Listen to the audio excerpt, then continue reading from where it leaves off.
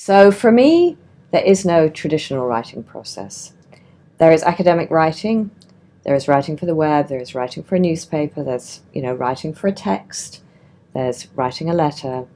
And when I teach writing, the thing I want to focus on most of all for the students is that all good or formal writing has certain things in common.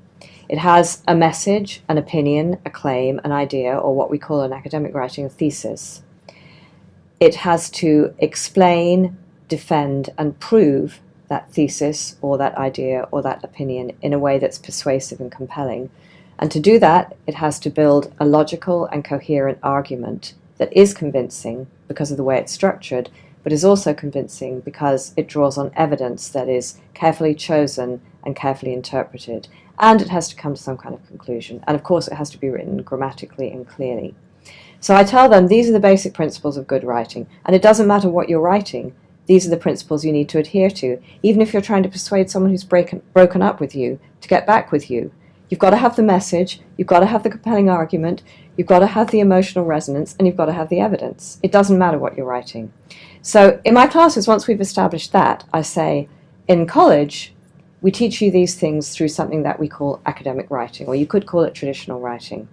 But actually, that's only one kind of writing that uses these principles. So we teach it often in this way because traditionally it's been the way that people have tried to convey these principles of good writing.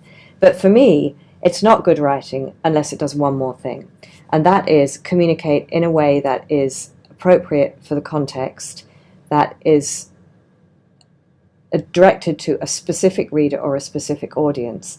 And you are not a good writer until you are versatile in that context. You have to know, why am I writing this and who am I writing it for? So that's why I have a lot of different kinds of writing assignments in my class. And that's partly why I incorporate technology, because in some ways it's easier for students to understand that they're writing in a different context if it looks different. So sometimes I have them just interview each other and just turn it in as a paper. But it's harder when they do that for them to understand that this is not a piece of academic writing. Whereas if they know it's going to go up on the web and they're going to see it up on the web and they have to think about how it's going to interact with visuals and how to engage people visually as well as through language, then it's much easier for them to think, yeah, this is a different kind of writing. How can I do this kind of writing well?